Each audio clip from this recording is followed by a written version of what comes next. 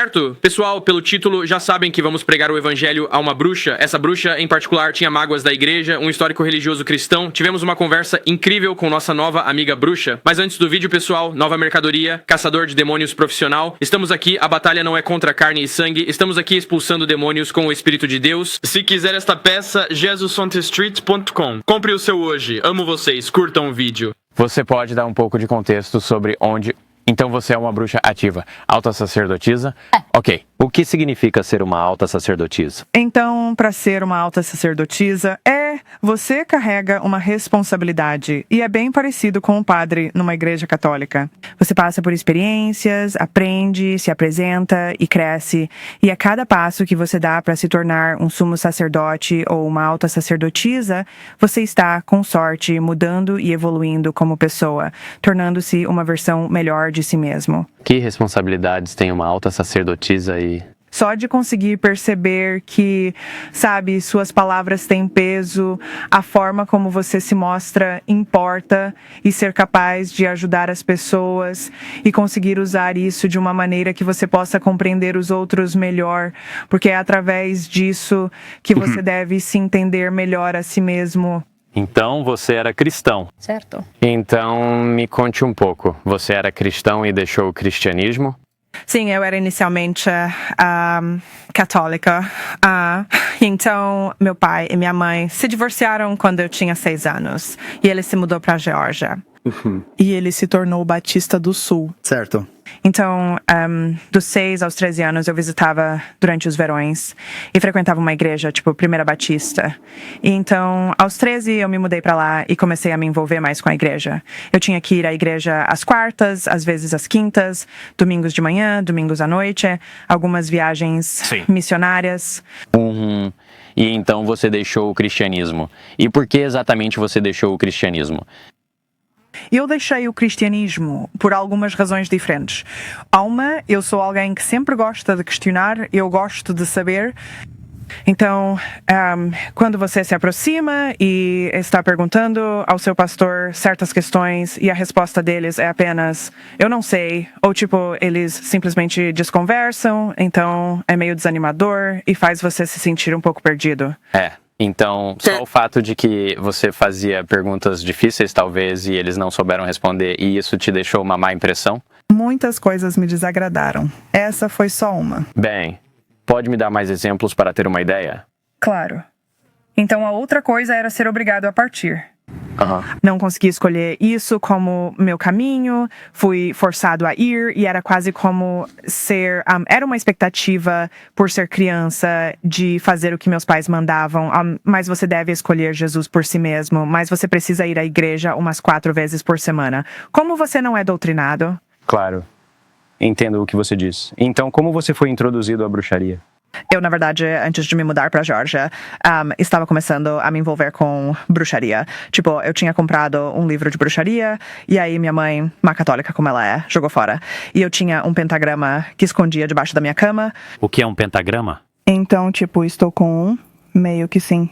Então, é isso aqui. O pentagrama, sim. Sim, pentagrama. Ok. É o mesmo. O pentagrama não tem círculo. Tá. Entendi. E o que é isso? É tipo... É proteção. Então você tinha isso para defesa e é tipo... E representa os elementos terra, fogo, ar, água e espíritos. Entendi. E há quanto tempo você pratica bruxaria? Desde que eu tinha 18 anos. E sou iniciado desde os 22. Ok.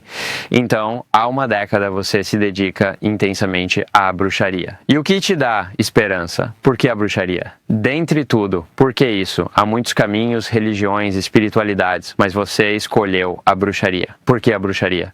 Bem, deixa-me ser bem claro. A bruxaria, pra mim, não é bem uma religião. Eu me considero mais um omnista.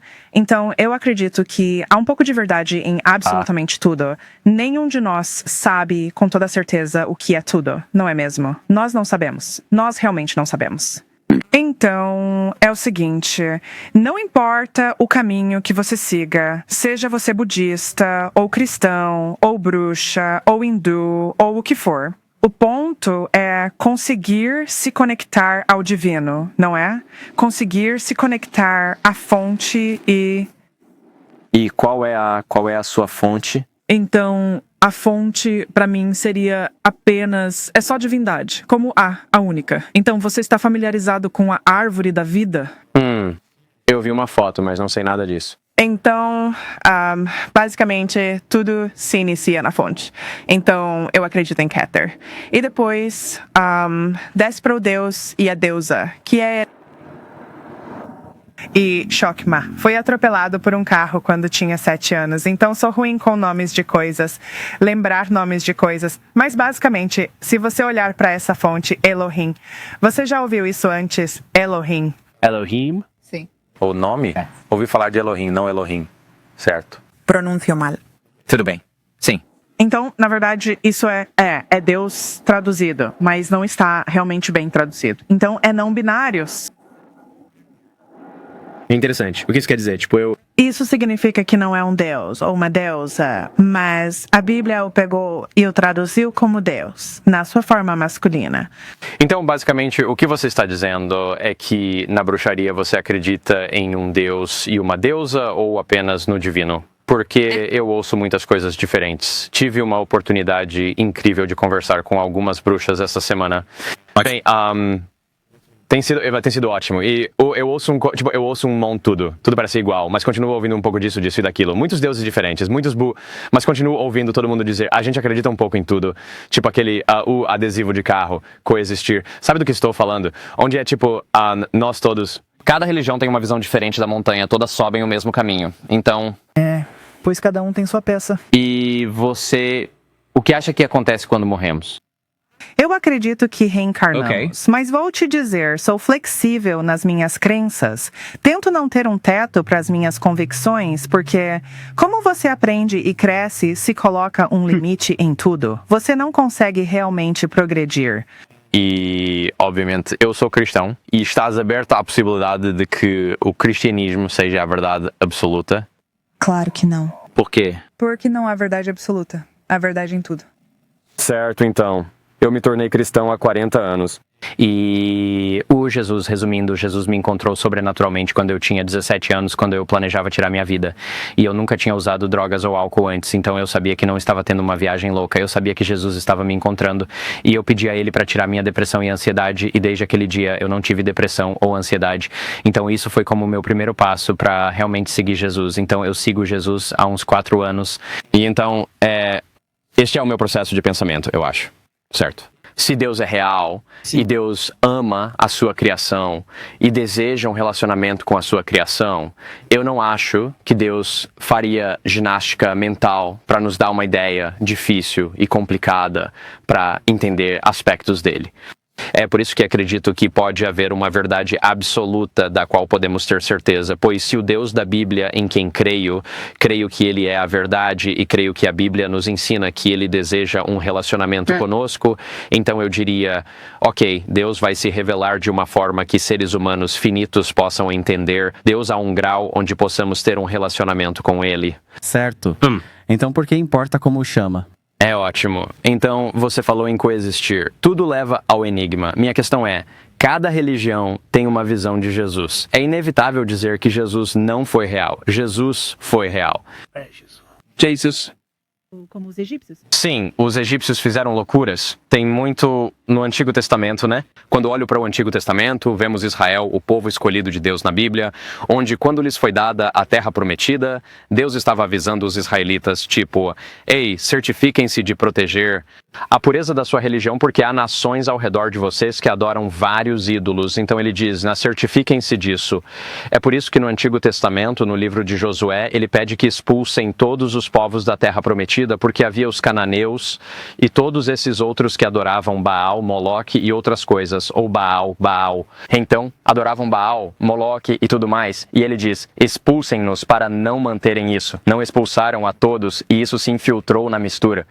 E a razão pela qual tenho dificuldade com coexistir e creio que Jesus é o caminho, a verdade e a vida é porque quando olhamos para Jesus, certo, como cristãos, acreditamos que Jesus é Deus. E toda religião tem uma perspectiva de Jesus. Muçulmanos, hindus, budistas, ateus, agnósticos, todos têm. Não importa a sua crença, há uma perspectiva de Jesus. Os cristãos afirmam que ele é Deus. Todos os outros dizem que ele não é. O O Islã diria que ele é um bom profeta. O hinduísmo e o budismo o considerariam um bom mestre, digno de respeito. Muitos ateus não se importam muito com ele, sabe? Então cada um tem uma perspectiva dele. Mas o cristianismo é o único que o rotula como Deus. E quando olho para algo assim, para eu dizer que todos coexistem, mas ensinam uma verdade diferente, é difícil para mim aceitar, porque o próprio Jesus é registrado dizendo que ele é a verdade. Não uma, mas a verdade. Que afirmação ousada. Sim, É uma afirmação bem ousada. E se tiver alguém por aí, tipo, muçulmanos dizem, ei, cristãos são o povo do livro, e eles são legais. E os judeus são o povo do livro, eles são legais. E os hindus e os budistas, eles respeitam a religião de um jeito que diz, ei, vocês podem ir para o céu. Mas Jesus e a Bíblia estão meio que ensinando essa ideia de que se você não depositar sua fé em Jesus como Senhor, então você será separado de Deus por toda a eternidade. E para mim, isso não parece necessariamente tão assustador.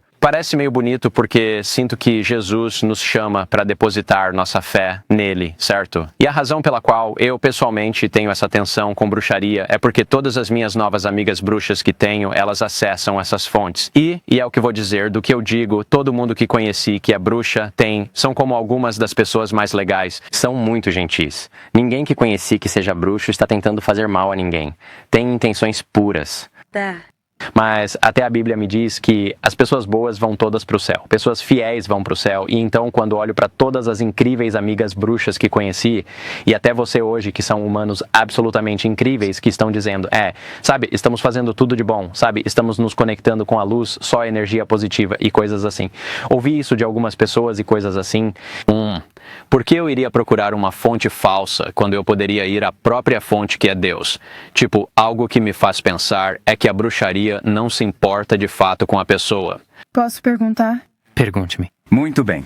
Então, o que dizer de Salomão na Bíblia? Isso, sim. O que você acha que Salomão era? Ele era só um rei. Ele era só um rei? Salomão usou a goetia, que são demônios, para construir um templo para Deus. Foi isso que o rei Salomão fez, não? Onde vemos isso na Bíblia? Bem, não, tenho uma Bíblia aqui. E faz, nossa, a última vez que peguei uma, eu tinha 18, mesmo tendo lido algumas vezes. Mas, você pode ver que Salomão construiu o templo para Deus. Mas ele usou... E nem tenho certeza se está nas escrituras ou não. Não tenho 100% de certeza. Você teria que verificar isso. Mas está em alguma escritura. Talvez não na Bíblia. Então, o que isso está dizendo é que Salomão é um mágico. Moisés está na Bíblia, no Antigo Testamento. Sim, lá. Moisés dividiu os mares, certo? Isso não é... Um cara normal não vai descer a rua e dividir os mares. Ele era um mágico. Ele estava canalizando o poder de Deus, canalizando a vontade de Deus para dividir os mares. Então vemos no Antigo Testamento que o Espírito Santo era dado a indivíduos específicos. O Espírito de Deus era literalmente dado a eles. E naquela época foi dado a Moisés, certo? E agora, porque Jesus morreu e ressuscitou, o Espírito Santo é acessível a qualquer um. O Espírito de Deus pode ser dado a quem nele crê. Então, mesmo se você olhar a história de Moisés, certo? Como o próprio Moisés aparece a Faraó e ele... Mas ele transmutou a energia para ter um efeito físico. Então, eu pessoalmente não creio que Moisés tenha feito algo em particular. Acho que Moisés foi obediente ao que Deus lhe dava, seu espírito, e foi o Espírito de Deus que fez o ato, certo? Mas olhando para Moisés, ele apareceu na casa do faraó uma vez, pegou seu cajado e virou uma cobra, e então feiticeiros vieram e fizeram uma versão falsa para distrair o faraó, dizendo, as coisas desse cara vêm de Deus. Olha, podemos fazer a mesma coisa. Eles fizeram uma versão falsificada disso. E sabe, até o profeta Isaías, que tem o Espírito Santo dentro dele, em Isaías 8, ele diz, ei, cuidado com médiums e pessoas que... Mas por quê? Porque sou vidente. Trabalho como vidente. Essa é minha profissão. E meu trabalho como vidente é sentar com as pessoas e, honestamente, as ajudo a superar seus traumas.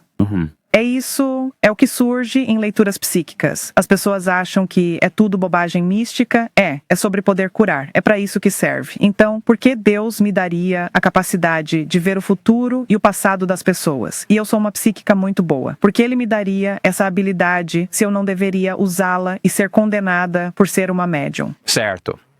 Eu quase mudaria a perspectiva, né? A perspectiva que eu mudaria é esta. A Bíblia diz, em João 6, Jesus diz que ele é quem tem as palavras da vida. Jesus é quem tem as palavras da vida. Não Pedro, não Paulo, nem você, nem eu. Jesus tem as palavras da vida, certo? Então, se Deus nos dá o seu Espírito Santo e o principal trabalho de Satanás é distrair os seres humanos, segundo o cristianismo, da liberdade que encontramos em Jesus, apresentando-nos o pecado, a tentação, as falsificações e coisas assim, eu acredito que todo ser humano, lá no fundo do seu coração, a eternidade está implantada no seu coração. E o que isso significa é que as pessoas estão buscando, tipo, a espiritualidade. Eu acho que todo ser humano quer se conectar à espiritualidade, seja lá o que isso signifique. E sendo cristão, a espiritualidade é um aspecto disso, pois cremos num Deus sobrenatural e infinito. Certo. Então, Porque é pra nos ajudar a voltar ao amor. Esse é o ponto, amor. É isso? E então eu acho que, tipo, tipo, você dizendo, bem, e se Deus me deu essa habilidade? E se eu argumentasse que todo ser humano em seu coração tem a eternidade plantada nele, e por causa disso, estamos tentando entrar na espiritualidade? E isso levou a uma distração, como ser um psíquico, ser um médium, usar bruxaria.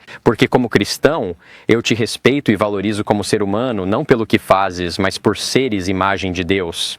Eu acho que você tem um valor inacreditável, certo? Mas se eu dissesse, ei, Jesus é a verdade e minha fé está nele, e em vez de ir a uma fonte falsa, podemos ir à fonte literal, que é o próprio Jesus. Esse é um acesso que temos no cristianismo. Literalmente temos acesso à fonte, que é o Espírito Santo. Entende o que eu digo? Sim, e eu passei por isso, meu bem.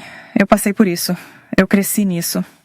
Fui obrigada a fazer isso. Fui salva 2 vezes. Tipo, eu passei por um monte de igrejas, eu já li a Bíblia, minha arte me foi tirada até que eu memorizasse todo o Provérbios 32 sobre como ser uma boa mulher. Tipo, eu estou muito bem ciente da Bíblia e do que ela se propôs a fazer. Então, isso não é algo de que eu precise ser lembrado. Bem, eu cresci Batista do Sul e eu, por mais que eu ame meus amigos batistas do Sul e tenha tido uma experiência, eu cresci quase idêntico a você. O que você diz, eu vivi e me deixou um gosto amargo na boca também.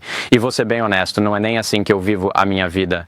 Sou cristão. Tenho tatuagens por todo o corpo, mas meus amigos batistas do Sul diriam que eu iria para o inferno. Tipo, eu fiz piercings como homem e, tipo, alguns amigos batistas do Sul diziam que eu ia pro inferno. Sabe, eu não decoro escrituras porque sou pressionado pelo meu grupo de estudo bíblico, sabe? E pelo grupo jovem pra pegar um brinquedo da caixa do tesouro naquela semana. Tipo, eu cresci meio parecido com você. Acho que pra mim, a virada foi que eu estava tão destruído naquela noite que eu ia tirar minha vida. Eu tinha todas as minhas peças na mesa. E em vez de cada religião subir a montanha, foi como se Deus descesse da montanha e me encontrasse onde eu estava e me mostrasse quem eu era. Mas Deus não encontra todo mundo lá, porque esse Deus não é para todos? Porque nem todo mundo se identifica com o mesmo tipo de coisa? Assim como com suas tatuagens?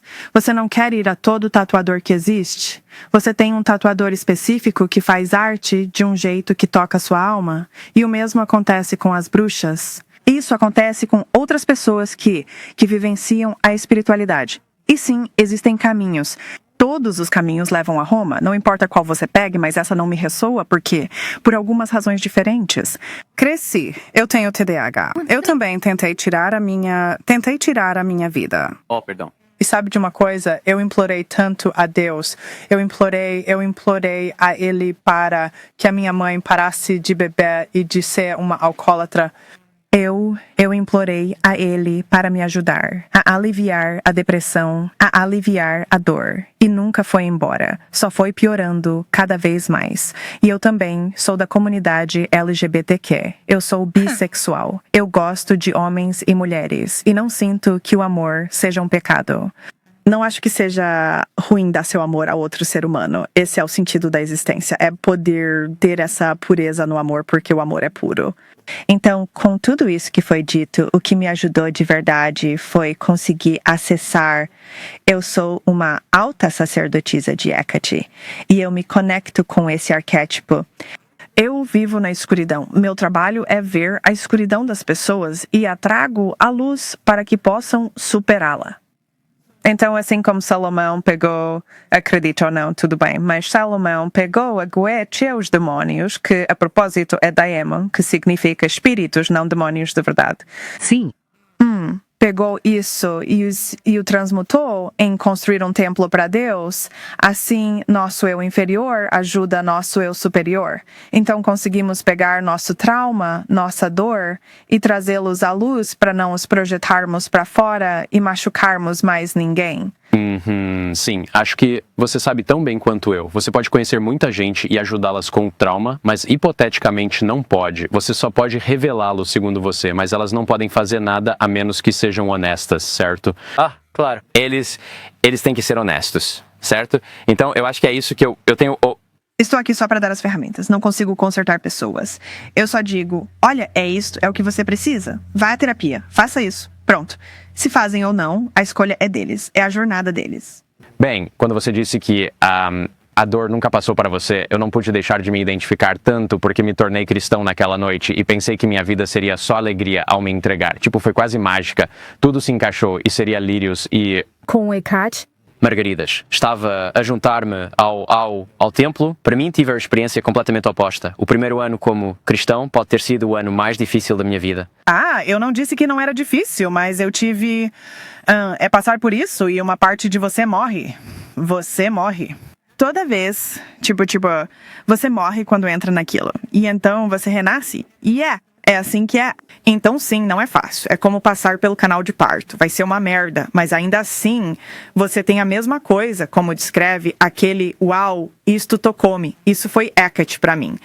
Foi quem me apoiou de verdade e me deu sinais concretos que nem Deus nem Jesus jamais puderam. E quer saber de uma coisa? Eu ainda tenho, de certa forma, uma relação com Jesus até certo ponto. Tipo, eu não acho que Jesus seja uma coisa ruim. Tipo, não estou condenando Jesus ou dizendo isso é terrível. Eu só não é... energia masculina, assim, não ressoa comigo. Quando dizes que energia masculina não te ressoa, o que queres dizer? Explica. Não consigo me conectar tão bem a um deus masculino quanto a uma deusa. E também sou da crença de que o que está dentro de nós é externo a nós. Então, e esse é um conceito maior, então não vou me aprofundar muito nisso aqui, mas o que vou dizer é que a divindade vive dentro de todos nós, sabe? Deus vive dentro de você, Jesus vive dentro de você, e esse é o arquétipo que te ajuda a conseguir lidar com sua depressão, lidar com sua ansiedade, conseguir ajudar outras pessoas com sorte. É isso que você faz. E é isso que eu faço com Hecate. É apenas um arquétipo diferente. Então, as chances em jogo agora entre o que você crê e o que eu creio é, digamos que você está certo agora. Não estou bem. Não está bem? Não, ninguém está certo. Não se trata de estar certo ou errado, é apenas sobre ser capaz de se conectar ao divino. Olha, eu entendo o que você diz. Acho que, sabe, da minha perspectiva, sou programado super lógico. Acho que muitos homens são programados logicamente. Acho que é assim que a maioria dos homens é programada. E então, penso muito logicamente. E então, quando penso que existe uma verdade absoluta, eu realmente acredito. Se ninguém está certo, certo. Se partirmos dessa afirmação, então não se pode ver o que Hitler fez ou Jeffrey Dahmer e dizer que o que fizeram foi errado. Porque se dizemos que ninguém está certo, então não podemos dizer, bem, o que Hitler fez foi errado. Não podemos dizer isso. Não podemos dizer, bem, o que Jeffrey Dahmer fez foi errado. Não podemos dizer isso, sabe? Não estou pegando a conexão. É aqui que eu quero chegar. Se mantivermos a ideia de que eu não estou certo, você não está certo, todo mundo tem um pouco de verdade, certo? Aí chegamos à grande escala de que Hitler tinha alguma verdade no que fez, Jeffrey Dahmer tinha alguma verdade no que fez. Porque se não há verdade absoluta, certo? Então a moralidade está arruinada. Você não pode me dizer que que assassinar alguém é certo ou errado, ou você não pode dizer de acordo com suas crenças. Tipo, digamos, se você é pró-vida ou pró-escolha. Eles não podem dizer a nenhum deles que um está certo ou errado. Entende o que eu digo? Porque a moralidade está perdida, não há verdade absoluta. E se eu e você disséssemos, bem, matar é errado, acho que ambos concordaríamos que estuprar pessoas é errado. Nós concordaríamos que matar pessoas é errado, como isso.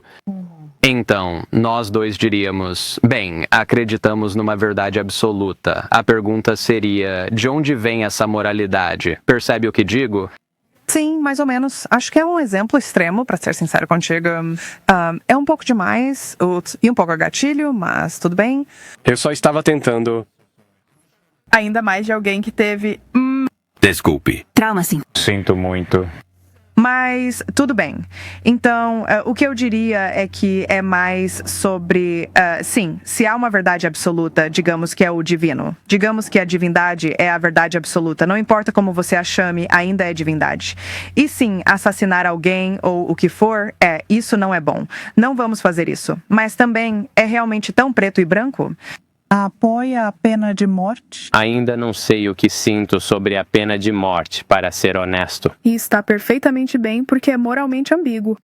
Mas acho que há coisas... Você acha que foi certo para os cristãos fazer as cruzadas e matar 9 milhões de pessoas? Não, as cruzadas não foram certas, houve muita maldade. E as mulheres e as pessoas que sofreram aqui em Salem, enforcadas, e Giles Corey, esmagado até a morte, você acha que foi certo? Eu não acho que assassinato injusto ou nada disso seja certo, e não acho que Deus... Bom, mas foi isso que Deus lhes disse para fazer. Bem, Deus não mandou fazer as cruzadas. As cruzadas nada tiveram a ver com Deus. O mesmo quando dizem Deus ama a escravidão. Deus odeia tanto a escravidão que libertou Israel. O coração de Deus se parte com isso.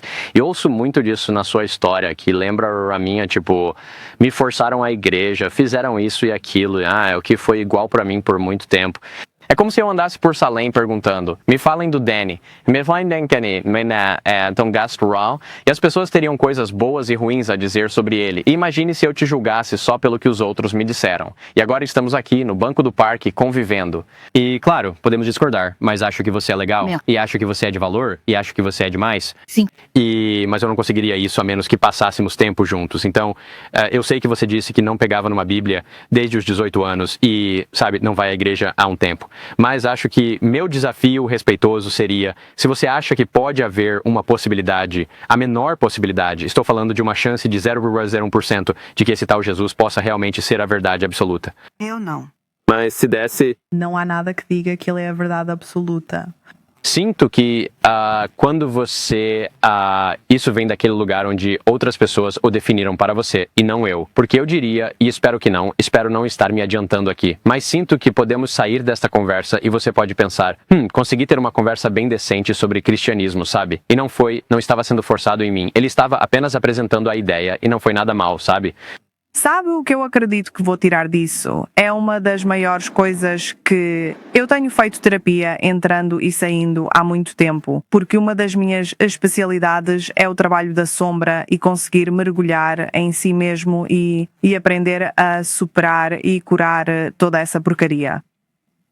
E o que eu acredito que vou tirar disso, porque eu tive muita dificuldade em conseguir processar esse tipo de lavagem cerebral e esse trauma. E embora eu tenha me descondicionado, o que levou muito tempo ainda me dá uma reação interna no meu corpo só de falar sobre isso. Sim. O que sinto que vou tirar disto é, na verdade, aprender que ainda tenho muito a curar sobre isso. E talvez eu vá a uma igreja para enfrentar esses demônios que tenho. E sabe de uma coisa? Isso é uma coisa boa, mas não significa que seja algo a que eu esteja mais disposta porque encontrei meu caminho. Eu sei exatamente qual é o meu caminho e quem estou destinada a ser. E estou destinada a ser uma alta sacerdotisa. E estou destinada a ajudar as pessoas a encontrar o seu próprio caminho, seja lá o que for. Porque eu não acredito que exista apenas um caminho para o divino. E tudo bem. Sim, sabe, eu acho que sobre muitos dos problemas que você levantou, como quando você mencionou brevemente que é da comunidade LGBTQ e tudo mais, e ser forçado ao cristianismo e tudo o que você resumiu, certo? Como cristãos, cremos que Deus tem um plano original para a humanidade. É o que vemos em Gênesis. Deus criou homem e mulher à sua imagem para viverem em relação com Ele. Esse é o propósito do Éden, que andassem com Deus diariamente. E a Lilith? Lilith? Você está falando do Sansão? Você conhece Lilith? Não. Então, isso não está na Bíblia, mas a lenda de Lilith. O que aconteceu foi que Lilith era a primeira esposa de Adão, e ela se recusou a deitar-se sob ele. E por causa disso, Adão foi até Deus e reclamou, e Lilith fugiu do jardim do Éden. Então ela partiu em soberania porque se recusava a não ser igual a ele. Ela queria apenas igualdade, só isso. E então Eva foi criada e mesmo assim eles caíram. Porque por mais que as pessoas queiram culpar Eva, não foi só Eva, foi Adão. Mas se você também olhar para isso e pensar sobre isso, primeiro, Lilith representa, para mim, a feminilidade divina. É ser capaz de se manter firme quando o masculino divino, se recusa a agir. E ser capaz de seguir seu próprio caminho. É o que ela representa pra mim. Mas também, se você for parar pra pensar bem, se você tem o diabo, ou você tem, sabe, o Samael, ou você tem o que quer que você chame de Satã, o que for, como você quiser chamá-lo de qualquer forma, o que é bem diferente de como as bruxas o descrevem, ou algo do tipo. Se você quiser seguir por esse caminho, Deus é onipotente e sabe de tudo. Deus sabia, sim, temos livre-arbítrio, mas Deus criou Lúcifer. Isso era um fato. Deus tinha que ter um sistema binário, bem e mal. Sem um, você não tem o outro. E para que você possa sequer ter livre-arbítrio, você tem que estar nesse sistema binário para poder escolher. E para fazer isso, você precisa de um adversário. Então, Deus, literalmente, expulsou Lúcifer, porque ele precisava de um adversário. Caso contrário, quem os vai tentar ou como vão ter este bem e mal? É o mesmo conceito. É o eu inferior e o eu superior, o superego, o ego e o id. Bem, sabe, eu não creio que Deus tenha criado Lúcifer para criar um adversário. Sabe, Deus nos deu o livre-arbítrio. Ele o criou com a possibilidade de haver rebelião por causa do livre-arbítrio. Mas originalmente, Lúcifer era um anjo, segundo a Bíblia, e era um dos anjos de primeira linha. Ele era importante. Mas ele se encheu de si mesmo, e porque ele era um anjo que havia sido criado. Ele não pode ser redimido, portanto, ele caiu. E não precisamos dele, pois Deus não precisa de ninguém. A beleza do Evangelho é que Deus não precisa de nós, Ele nos quer. Mas para esta peça que chamamos vida, e se você vai ter um sistema binário e quer livre-arbítrio, tem que haver uma forma de fazer uma escolha. E se não há como fazer uma escolha, então como é livre-arbítrio? Bem, não era preciso criar o mal para o livre-arbítrio, bastava a possibilidade da rebelião. Porque ele criou tudo. Deus não fez o mal. Fez, claro. Não, ele criou um mundo de livre-arbítrio, mas os humanos, por terem livre-arbítrio... Como o mal veio se ele fez tudo? Se dissermos que Deus causou o mal, ele não é um Deus de amor. Então Deus, acho que há uma diferença. Deus não causou o mal. Deus permitiu a possibilidade do mal existir e... Mas olha o Antigo Testamento. O Antigo Testamento é louco. Tipo, tem umas coisas loucas lá. Tem cada coisa doida lá. E Jesus era bem mau, então. Certo, compreendo o que você diz. Então, meus pensamentos sobre isso são: Deus é um Deus justo. Se nós cristãos cremos que Deus é justo, então temos que deixá-lo agir. Agora, Deus daria a Israel instruções específicas. Eles rebelariam, seriam exilados. Então Deus os salvaria. E isso se repetiria. Houve vezes em que os babilônios foram enviados para capturar Israel, e Deus os puniu por suas maldades. Não compreendo a fundo isso, e por isso creio que Deus é eterno, haverá coisas que não entenderei. Mas, se você quiser falar de um belo exemplo do Deus de amor no Antigo Testamento, é Oséias. Oséias era um profeta no Antigo Testamento, e ele era o cara mais popular da cidade porque tinha o Espírito Santo. E Deus o manda casar com uma prostituta chamada Gomer. E toda noite, quando iam para a cama, Gomer saía e ia se vender na rua por sexo toda noite. E toda manhã, quando Oséias acordava, ele tinha que ir ao centro e encontrava Gomer espancada e machucada toda manhã porque ela se vendia na rua. E uma manhã, quando Oséias acordou, não conseguiu encontrar Gomer, até que a achou no mercado de escravas sexuais, onde, por ter se vendido tantas vezes na rua, ela era considerada de pouco ou nenhum valor pelas pessoas, então a estavam vendendo publicamente.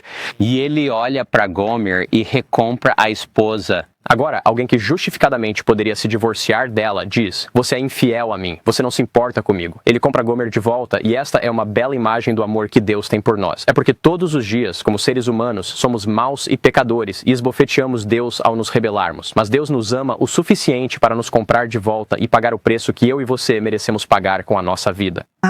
Mas esse é um exemplo terrível, porque ela provavelmente não teve sequer escolha para casar com ele. Quem? Oséias? Ela teve escolha? Como eram casamentos antes?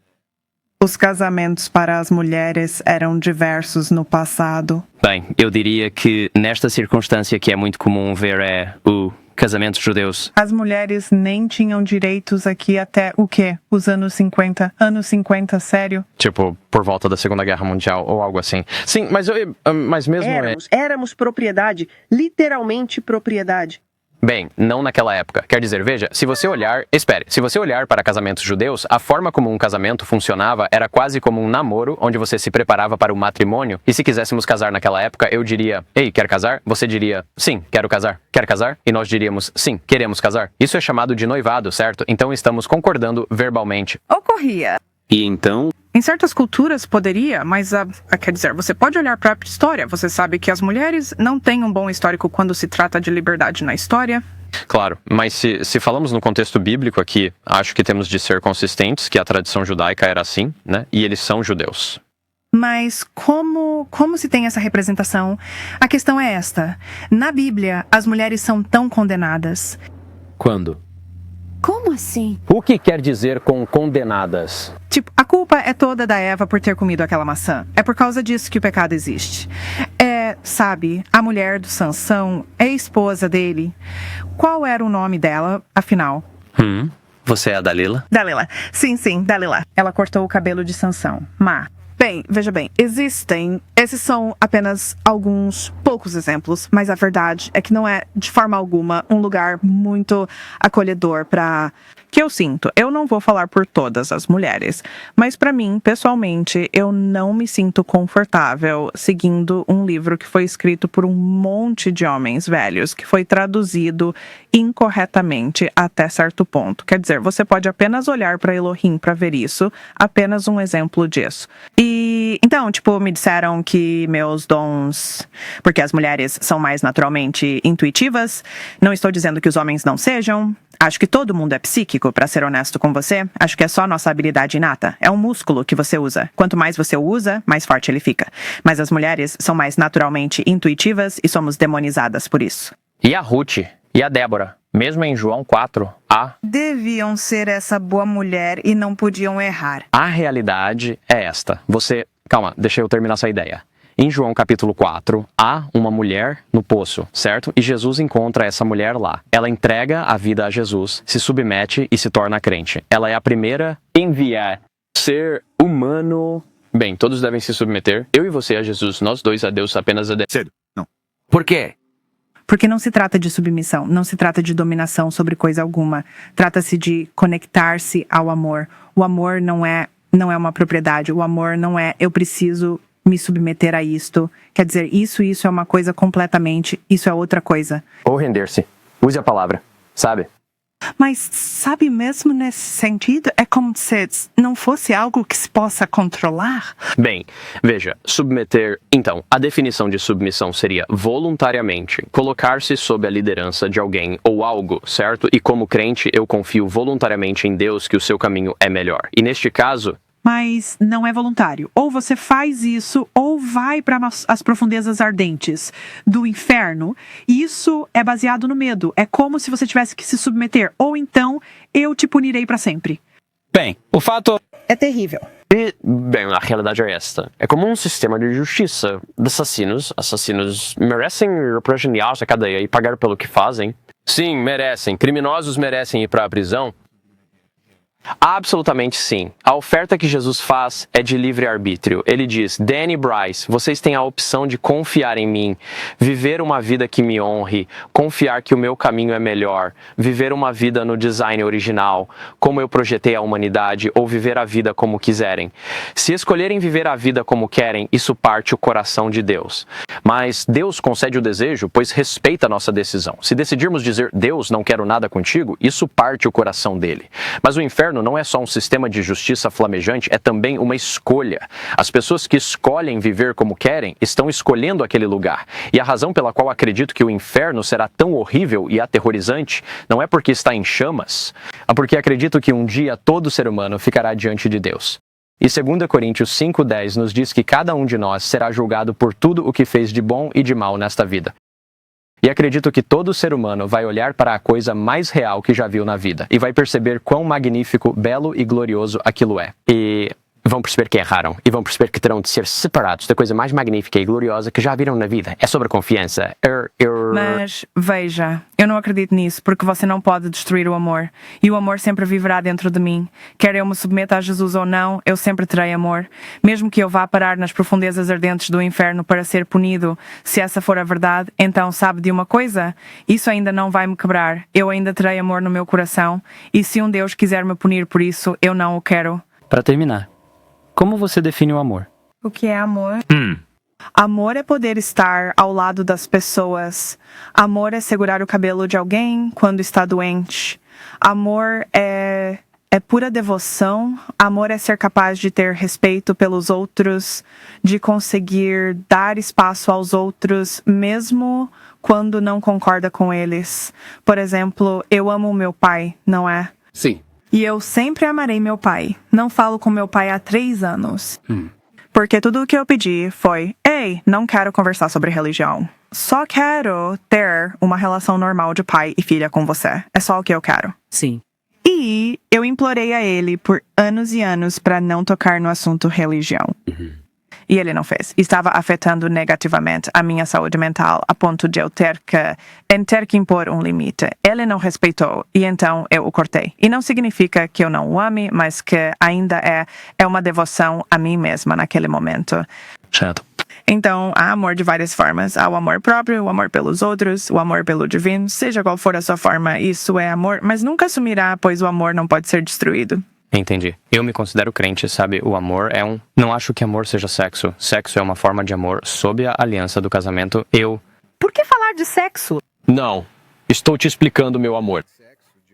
Digo isto porque outros o dizem. Certo. Às vezes o amor é um sentimento que as pessoas recebem, mas eu creio que amor é Jesus. Amor é sacrifício. Esta palavra na minha mão é o hebraico para amor. Chama-se ahava. Significa dar a sua vida por alguém. E eu creio que Jesus era Deus e perfeito. E ele foi o exemplo perfeito do que devo viver. Você sabe, Deus não é um homem que te força a viver. Ele te mostra como viver nos evangelhos e ele entrega a vida por nós incondicionalmente. Ele morre uma morte que nós não merecemos. E eu acho que a imagem máxima do amor está em Hebreus 12:2. Diz: olhemos para Jesus, autor e consumador da nossa fé, o qual, pela alegria que lhe fora proposta, suportou a cruz. Agora, aqui está a realidade, certo? Eu sei que você não acredita necessariamente no cristianismo, mas se Jesus realmente fosse Deus e tivesse vivido uma vida perfeita, por que ele morreria uma das mortes mais horríveis que se pode morrer por crimes e coisas que ele não cometeu? Essa é a pergunta que me faço como pessoa lógica, e esse versículo nos diz que foi porque ele estava pensando em você e em mim, que a única razão pela qual ele pôde suportar uma morte tão horrível e dolorosa é porque ele pensava que o nosso relacionamento estava em jogo. E eu acho isso lindo, porque um dia, quando estivermos diante de Deus, como eu disse que acredito, estaremos olhando para o amor. Estaremos olhando para a mais magnífica, gloriosa definição de amor que existe, a definição de amor, o próprio Deus. E não é um ato de amor não nos forçar a segui-lo? E sinto muito que você tenha tido essa experiência, mas não é isso que Deus faz por nós. Ele não nos força, ele nos dá a escolha, e isso é amoroso. Mas vamos ver a definição de amor. Se você tivesse que escolher entre, sei lá, digamos que alguém te colocasse no topo de um vulcão. E eles disseram: ou você vai ser empurrado por aquele vulcão, ou você pode vir me seguir e, sei lá, tocar música e me louvar e fazer todas essas coisas. O que você faria? Mas não é essa a oferta que ele põe na mesa. Pause. Na verdade. Pause. O inferno é o sistema de justiça para o pecado. Pause. Todos pecaram, pouco ou muito. Pause. E temos que pagar. Vamos pegar Giles Corey, por exemplo. Sabe por que Giles Corey morreu esmagado? Por quê? Giles Corey foi esmagado até a morte, porque se ele admitisse ser uma bruxa, o que ele não era, mas se admitisse para que as pedras parassem de ser colocadas nele repetidamente, o peso. Ele só dizia: mais peso, porque iriam tirar tudo da sua família. Tudo. Ele amava tanto a família e queria tanto protegê-la que ele só repetia: mais peso, e teve uma morte terrível. Eu acredito que isso é uma forma de amor e eu acredito que Jesus tem ensinamentos realmente incríveis, mas também sei que muita religião organizada gosta de distorcer as coisas para que se encaixem em suas agendas. Então, quando você olha e diz, bem, o cristianismo, que nem sequer é a religião mais antiga que existe, aqui temos esta religião e este é o único caminho.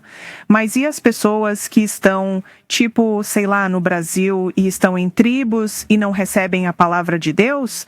E então você tem missionários que realmente não amam as pessoas, porque se amassem as pessoas, eles ouviriam. Eles ouviriam e não iriam ao Brasil para lhes dar doenças. Mas eles fazem mesmo assim. Tenho certeza que você já ouviu falar disso. Os missionários que fazem essa porcaria, então é tipo, fica tão distorcido, porque as pessoas ficam distorcidas e se prendem demais à religião em vez de apenas dizer, sabe de uma coisa? Não é sobre a religião, não é sobre os nomes. As pessoas têm nomes diferentes ao longo da história.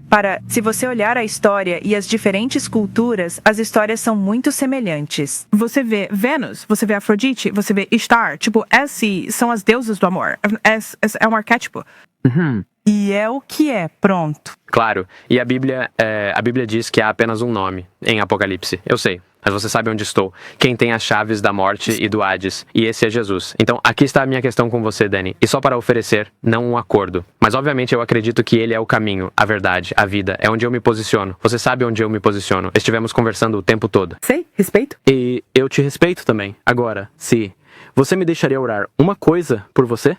Se Jesus é a verdade, ele se revelaria a você e deixaria tudo muito claro.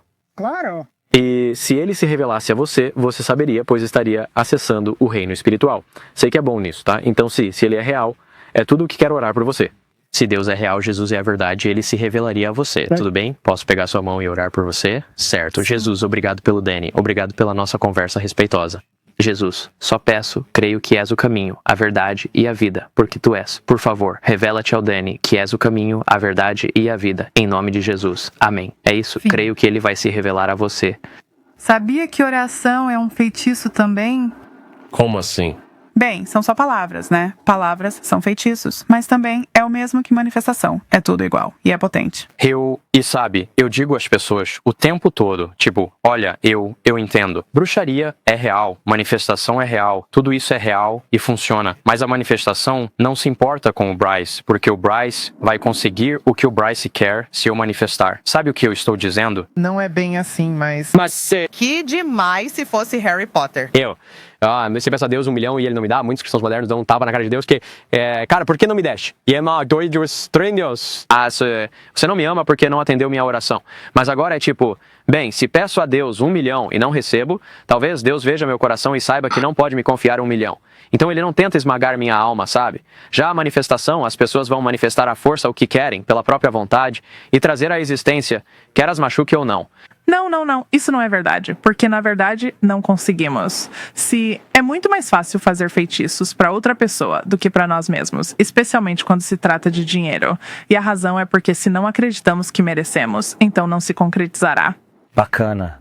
Então, você tem que lidar com tudo o que você falou para ter suas manifestações. Senão, não vai funcionar. Interessantes. Você foi a primeira bruxa a dizer isso. Eu sei, eu sou incrível. Bem, você é muito gentil.